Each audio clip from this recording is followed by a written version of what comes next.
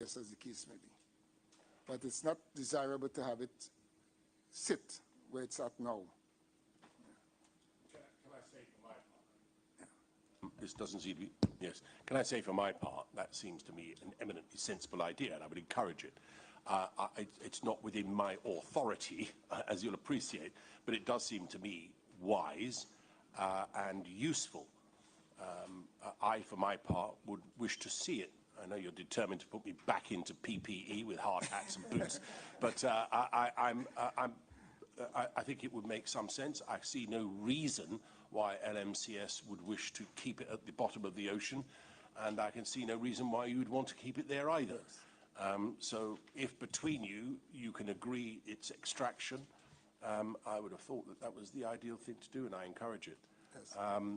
I dare say you might feel it wise to at least inform OSHA, yes, so that they're aware that that's what you're going to do.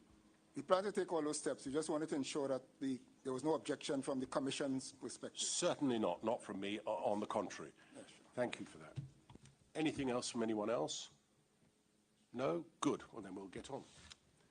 Mr. Maharaj.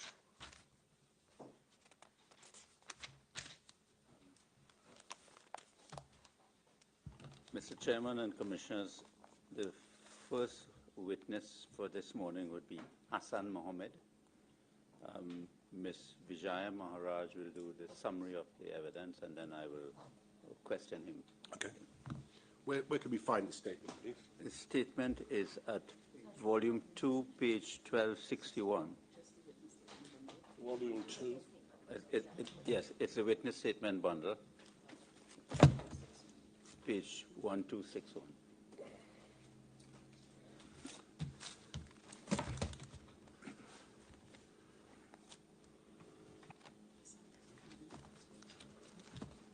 No. Sorry, bear with me a moment. I've got the wrong bundle. The witness, one of the witnesses. Yeah.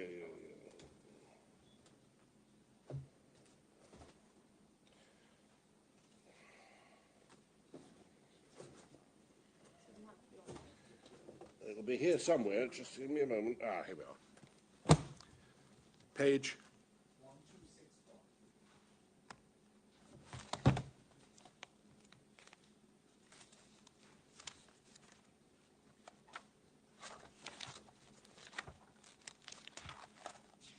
I've got it. Thank you very much. Sorry to keep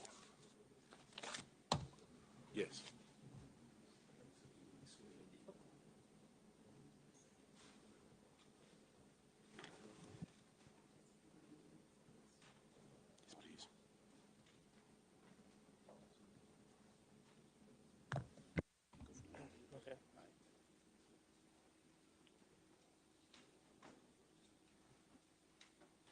I, Hassan Mohammed, solemnly swear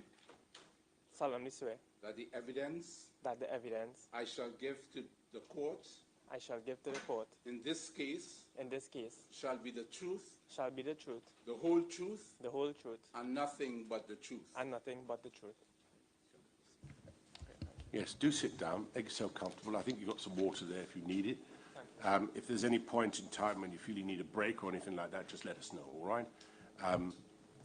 First of all, we're going to summarize your evidence. Ms. Maharaj is going to summarize your evidence that you've given either by statement or in an interview. And once that's done and you've confirmed that that is accurate, there'll be a few other questions from Mr. Maharaj, all right? And then the other counsel will have some questions, I suspect, for you. All right? Okay. And as I understand it, your name is Hassan Mohammed, and you were the facilities engineer at Paria, is that right? Correct. Okay, thank you very much. I leave it to Mr. Thank you. Good morning, Mr. Mohammed. Good morning. Do you recall signing a witness statement on the 16th of August, 2022? Yes, I do. Yes, and can you confirm that that witness statement, the contents are true and correct? Yes, they were. I'll just read a summary of your statement. Okay. Mr. Mohammed was the facilities engineer at Paria and reported to Catherine Balkisoon, who's Paria's technical lead. He did preliminary work in the development of Paria's scope of works for the repairs at Berth No. 6, which were being carried out by LMCS's divers on the 25th of February 2022 when the incident occurred. He reviewed the draft scope of works which had been prepared utilizing the scope of works for a similar project done by LMCS in 2022, with some adjustments where appropriate.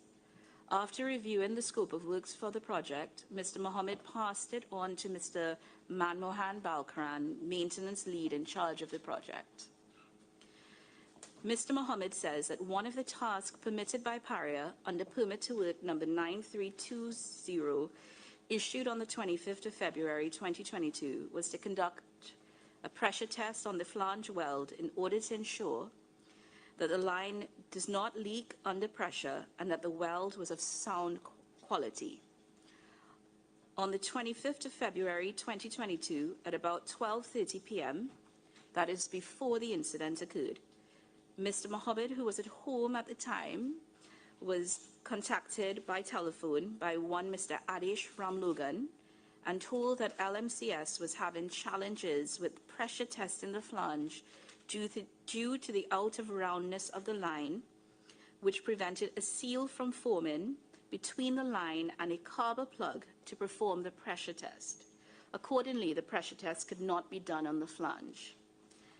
Mr. Mohammed says that he discussed the testing with Mr. Ramlogan, who was on the site witnessing the carber plug testing attempt being done by LMCS through their subcontractor Isotech. Mr. Ramlogan and Mr. Mohammed discussed all of the testing which had been done prior to and during the welding of the flange on a previous day. The testing included a 100% VT being a visual test and a 100% PT being a penetrant test, both of which were witnessed by Mr. Ramlogan.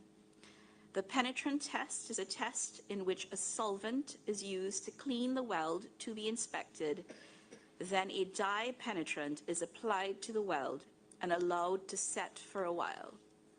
The dye is then wiped off and a developer is then sprayed onto the weld. If there are any defects in the weld, it would show up as a different color. Mr. Mohammed told Mr. Ramlogan that in lieu of the carber test and in consultation with Paria Inspector Mr. Shiraz Hussain, a service test will be carried out once the repairs were completed, together with a dive test. On Friday, 25th February 2022, after the incident occurred, Mr. Mohammed was contacted by Mr. Michael Way at approximately 6 p.m. and instructed to arrange for a borescope inspection of the line.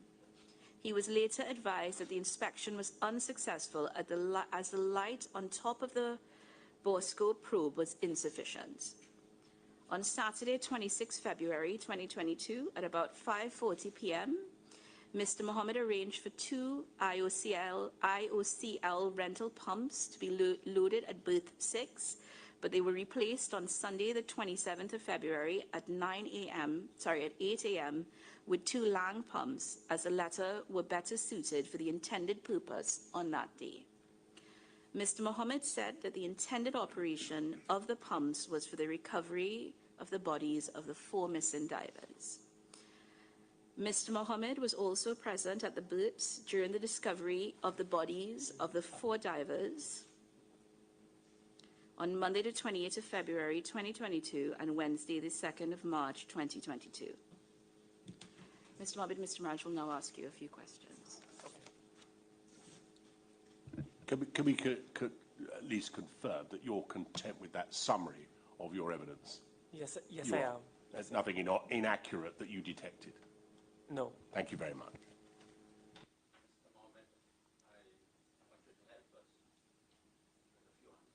Yes. I'm sorry, Mr. Mohammed, I want you to help us with a few answers. At paragraph 6 of your witness statement, you state... Okay.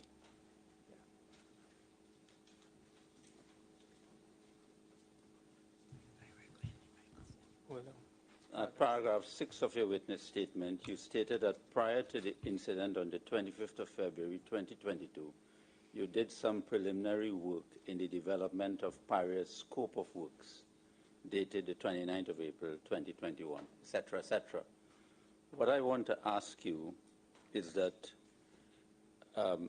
you reviewed the scope of works before it was passed to Mr. Balkaran, Mr. Manmohan Balkaran. Am I correct?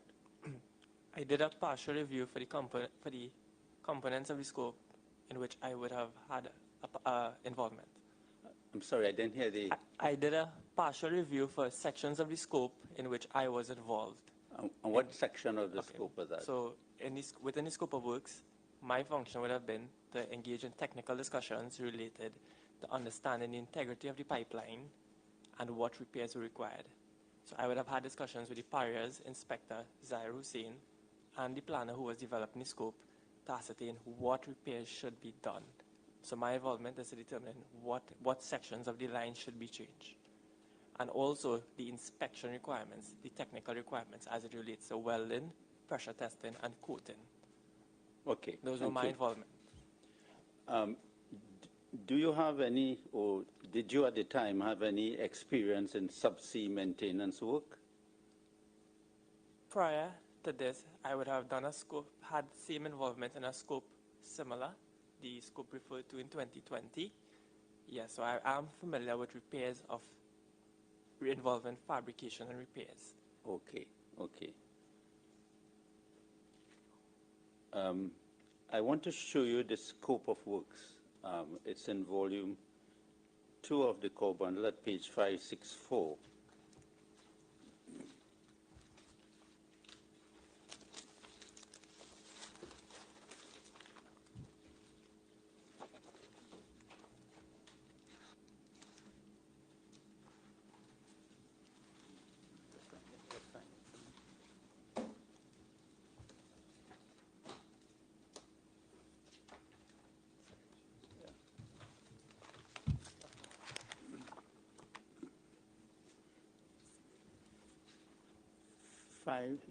Have you seen it? All right.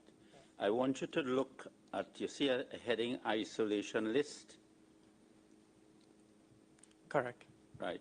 Now, if you could help us, you see something written there, estimated volume of product between isolation points, 2,000 barrels? Correct. Could you help us whether that was an estimate of the volume in Sealine 36? It was of the contents between berths 5 and 6? Correct. It was just an estimate at the scope of works development phase. I'm sorry, Yes. I'm struggling to hear you. Okay. I wonder if you just keep your voice up a little bit. Okay. Yes, it was an estimate based on the length of the line at the scope of works development phase. At that time, a verification wasn't done of the volume, but yes, an estimate. Right, and that would have included the topside piping and the underwater piping? No, the riser sections and the riser the section. subsea. Yeah. Okay. You said the riser section? The both riser sections and the subsea section as well.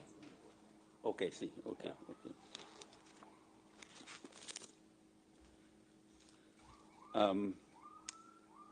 As far as you know, was the scope of works for Sealine 36, did it require the line to be drained? It required the line to be drained to a point where the repair can be carried out, not fully drained necessarily. Okay, I want to show you the same volume, page 564.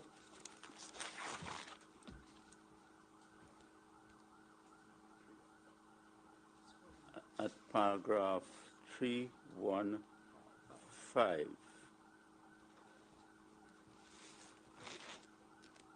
315, page 564. 3.15. You see that? Yes. Yes, I do. Right. I'll read it slowly for you. Properly coordinate works with Paria operations, maintenance, and HSC personnel to perform the following activities, including but not limited to isolation, de-isolation, depressurization, pressurization, and draining / filling product from line SL36 at berth 6 and berth 5. Okay? So the works included draining of the line, but do you know how much draining? The scope of work development phase, no. It was meant to provide guidance that at whatever level the repair is to be carried out, the product should be removed to and below that level at least. But the quantity was not mentioned? It was not defined, no.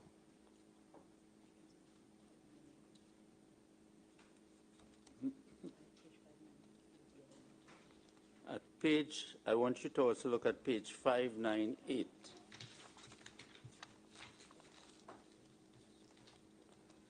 Addendum number 1. You see addendum number 1?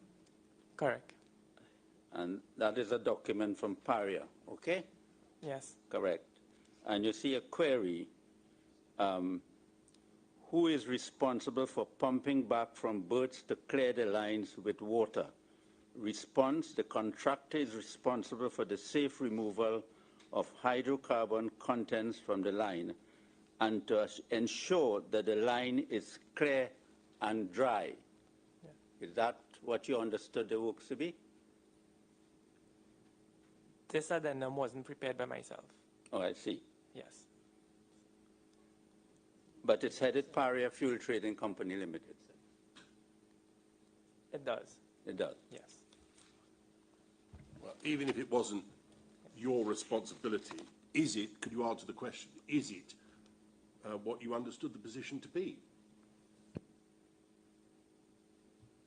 What I would understand is that the company is asking for the line to be clear and dry.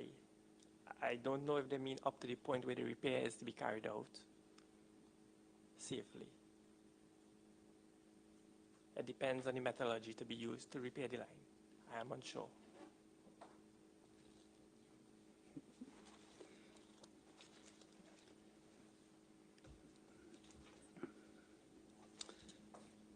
In the works you did on the scope of works and in the services you performed, did you at any time recognize that the scope of works could have created a differential pressure situation or delta P hazard? At the scope of works development, plain and obvious risks were considered. I'm sorry? At the scope of works development phase for my involvement, plain and obvious risks associated with the job were considered. Hence the use of a migration barrier that was included, right? That would have been looking at potential for occupants in the chamber being exposed to toxic gases and also a fire. Risk associated with this job being a specialist job were not considered, as this job was, for all intents and purposes, was to be considered as a turnkey project. As a? Turnkey project, where Paria Fuel Trading will define what is to be done, identify any plain and obvious risks that we would face on a day-to-day basis at our facility, which is, example, fire, exposure to toxic gases, similar to the refinery, and we would have relied at our Paria's safe system of work, which is our permit to work at the execution phase to identify all risks associated with the task to be done. Because at the scope of work development phase, we would not know which method the vendor will be using to carry out the repair. So all the risk would not be known. Okay, so Mr. Mohammed, yeah, as I understand it, you are familiar with the contents of the scope of works, not so? Yes. Right. The contents of the scope of works included the draining of the line. Yes. Right. The contents of the scope of works also included installation of a migration barrier, these plugs, correct? A migration barrier, correct. Yes, and the migration barrier was the mechanical plug and the inflatable plug. No, the migration barrier is a barrier alone. The migration barrier in this context is referring to the mechanical plug. The mechanical plug.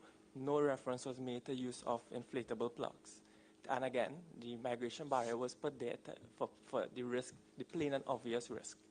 So you are telling us today that the scope of works did not envisage the insertion of an inflatable plug? At that time, no. When you mean at that time, what do you mean? At the scope of works development phase, because we would not know how the contractor is going to execute the works, I was not aware of that. So it involved a mechanical plug. Correct. It involved the Sealine 36. Correct. And the plug was to cover Sealine 36. that mechanical plug. The mechanical plug, correct. Yeah. The migration barrier, correct. And it involved a habitat going over Sealine 36. Correct. And are you aware that that would have created a differential pressure from the pipe and the habitat? At that time, no. At that time, you were not aware? No. Are you aware now, on reflection? It will be dependent on how much product was drained from the line, if the condition exists.